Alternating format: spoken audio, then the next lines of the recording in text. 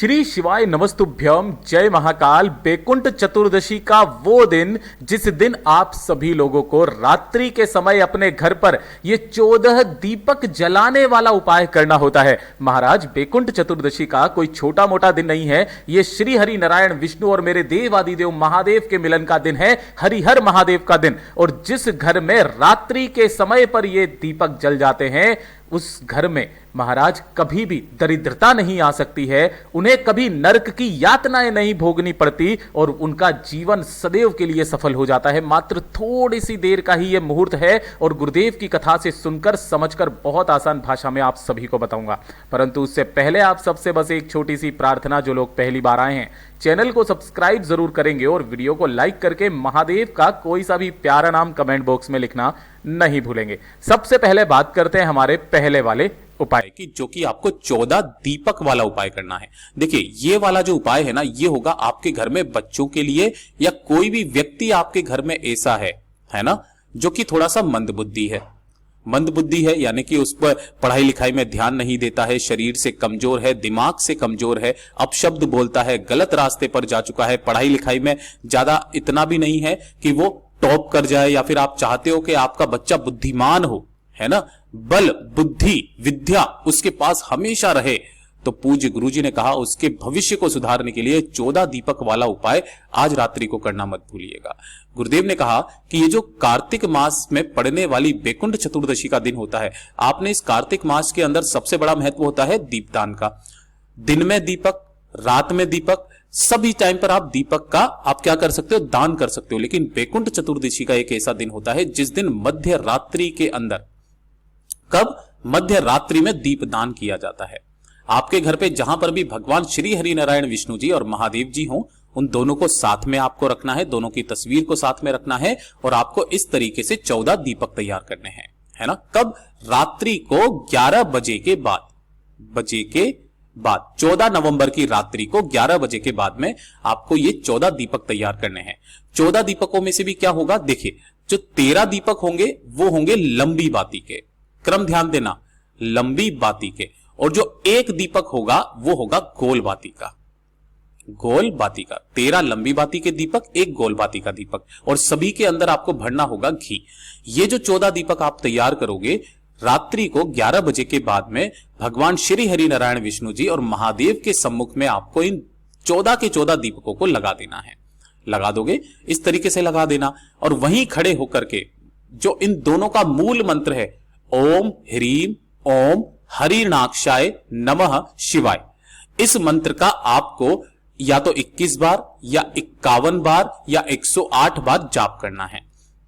जाप कर देने के पश्चात जो लंबी बाती के दीपक है उन्हें तो आपको ऐसा का ऐसा ही रखे रहने देना है, लेकिन जो गोल बाती का दीपक है, उस गोल बाती के दीपक के ऊपर आपको एक प्लेट लगानी है कुछ इस तरीके से, ठीक है, लगा दोगे। और प्लेट लगा देने के पश्चात जो इसके नीचे जो कालोच इकट्ठा होगी, है ना, इस कालोच को आपको एकत्रित करना है, जितनी भी कर सको उतनी करना, इस तरीके से एकत्रित कर लेना। और एकत्रित करने के पश्चात इस कालोच को निकाल लेना किसी भी एक कटोरी के अंदर या जिसमें भी आप निकालना चाहो उसमें निकाल लेना, और एक गिलास के अंदर आपको लेना होगा दूध। ध्यान रखना, देखिए, जब भी आप इस कालोच को इस दूध में मिलाओगे ना, तो हमेशा तो क्या होगा, ये दूध काला हो जाएगा। लेकिन बैकुंठ चतुर्दशी की रात्रि ऐसी रात्रि होती है जिस दिन जब आप इस कालोच को इस दूध के अंदर मिलाओगे, किसका दूध है ये, गाय का दूध है, वो भी कच्चा, ठीक है, इसके अंदर जब आप इसे मिलाओगे कालोच को, तो ये केसरिया हो जाता है। ये इस दिन की महत्वता है, केसरिया हो जाता है। इसी दूध के अंदर मिला करके उस काजल को उस बच्चे को पिला देना रात्रि के समय ही। पूज्य गुरुजी ने कहा उसके बाद में चमत्कार आप खुद से देखेंगे। ये शिव तत्व है, पूज्य गुरुजी का बहुत अद्भुत और अचूक उपाय है, जरूर कीजिएगा। और अब बात करते हैं दूसरे वाले उपाय की। दूसरा वाला जो उपाय है ये आपके पूरे परिवार की खुशियों के लिए है। पूरा परिवार हमेशा खुश रहेगा, परिवार में धन संपदा वैभव आएगी, परिवार में एक दूसरे में जो क्लेश होता है, छोटी छोटी सी बातों पर जो लड़ाई झगड़े हो जाते हैं, जमीन जायदाद को लेकर के जो लड़ाई झगड़े चल रहे हैं, सारे झगड़े खत्म हो जाएंगे। परिवार में धन की आवक होना भी स्टार्ट हो जाएगी, जो कि शिवलिंग पर तुलसी चढ़ाने वाला उपाय है। ध्यान से सुनना कैसे करना है। आपको लेने होंगे इस तरीके से 11 तुलसी के पत्ते। कितने लेने हैं, 11 तुलसी के पत्ते लेने हैं।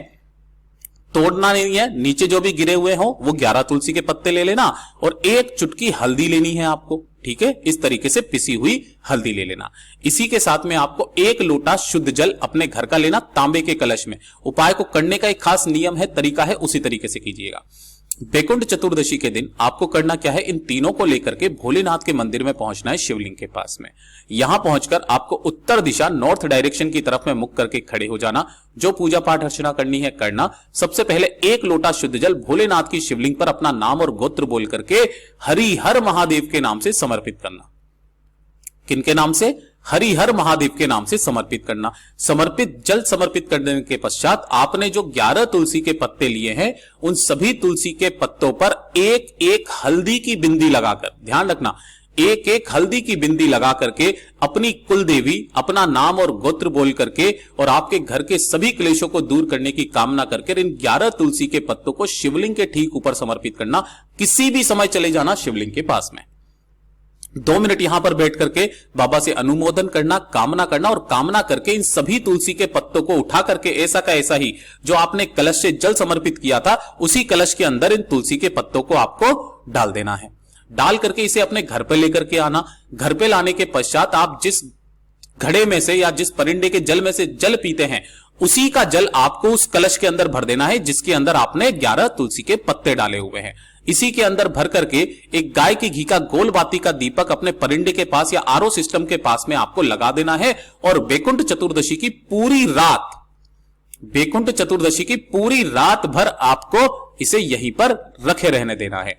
जब अगला दिन आएगा, पूर्णिमा का दिन, सुबह उठ करके स्नान करके ये जो जल है, इस जल को आपको अपने पूरे घर में, केवल बाथरूम और शौचालय को छोड़ करके पूरे के पूरे घर में जो मूल मंत्र है महादेव और हरि नारायण विष्णु जी का, ओम ह्रीम ओम हरिणाक्षाय नमः शिवाय, इस मंत्र का स्मरण करते हुए पूरे घर में छींट देना। और जो तुलसी जी के पत्ते हैं उन्हें आपको ऐसा का ऐसा ही सभी परिवार के सदस्यों को एक एक करके खिला देना। ज्यादा हो जाते हैं किसी भी वृक्ष के नीचे उन्हें रख दीजिएगा। उसके बाद में देखिएगा आपके परिवार में कितना बदलाव आता है। पूज्य गुरु जी का बहुत अद्भुत और अचूक उपाय है, जरूर कीजिएगा। और अब बात करते हैं तीसरे नंबर का उपाय, जो सबसे ज्यादा खास और विशेष उपाय है, लाल पोटली जला देने वाला उपाय। पूज्य गुरु जी ने कहा, अगर आपके परिवार में कोई व्यक्ति है जो बहुत ज्यादा बीमार है, बीमारी में भी अगर उसको बीपी है, कैंसर है, लिवर की बीमारी है, शुगर की बीमारी है, उसकी बीमारियां खत्म होने का नाम नहीं ले रही है, केवल डॉक्टर के चक्कर कट रहे हैं, लेकिन शरीर के कष्ट परेशानियां दूर नहीं हो रही है, तो इस दिन का यह उपाय करना मत भूलिएगा। गिन करके लेनी होंगी आपको 7 काली मिर्च, इस तरीके से खड़ी काली मिर्च के दाने लेना, और साथ ही साथ आपको लेनी होंगी 5 लौंग। ये चीज ध्यान रखना, ऊपर का फूल भी होना चाहिए, ऐसी 5 लौंग आपको ले लेनी है। और साथ ही साथ लेने होंगे आपको 5 बबूल के कांटे। देखिए, गुरुदेव ने कहा अगर आपको बबूल के कांटे नहीं मिलते तो इस जगह पर आप जो गुलाब के कांटे होते हैं वो गुलाब के कांटे भी आप ले सकते हो। तो 3 चीजें लेनी है, 7 काली मिर्च के दाने, 5 लौंग लेनी है और 5 ही लेने होंगे बबूल या फिर गुलाब के कांटे। ठीक है, ये जो 3 चीजें ली है, आपको इन तीनों ही चीजों को क्या कर देना है, किसी भी एक लाल कपड़े के अंदर बांध करके रख देना है। बांध करके रख देने के पश्चात आप इसे उठा करके अपने घर में, जहां पर भी भगवान श्री हरि नारायण विष्णु जी का अवतार है, स्वरूप है, तस्वीर है, मूर्ति है, उनके सम्मुख में जाकर के रख देना। रख देने के पश्चात जब रात्रि के 11:30 बजे के बाद आपको क्या करना है, इसे लेना है। लेकर के जो भी बीमार व्यक्ति है, उस बीमार व्यक्ति के सिर से लेकर पैर तक इस तरीके से घड़ी की सुई की दिशा में 21 बार घुमाना है। और 21 बार घुमा करके अपने घर के बाहर जाकर के इस पोटली को आपको जला देना है। अब इसका भी क्रम ध्यान से सुनिएगा। जब आप इसे जलाएंगे तो जो भी बीमार व्यक्ति है, जलने पर इसमें से क्या निकलेगा, धुआं निकलेगा। उसी धुएं को उस बीमार व्यक्ति को अपने अंदर खींचना है, लेना है। जितना धुआं आप अपने अंदर खींचते चले जाओगे, आपकी शरीर की जितनी भी बीमारियां होंगी वो एक एक करके खत्म होने लगेंगी। पूज्य गुरु जी के सभी उपाय बहुत ही ज्यादा खास और अद्भुत है, जरूर कीजिएगा। वीडियो पसंद आए तो लाइक जरूर करना, चैनल को सब्सक्राइब जरूर कीजिएगा। मैं आपसे मिलता हूं अगले वीडियो में, तब तक के लिए ओम नमः शिवाय, हर हर महादेव, जय महाकाल, जय शिव शंकर, श्री शिवाय नमस्तुभ्यं।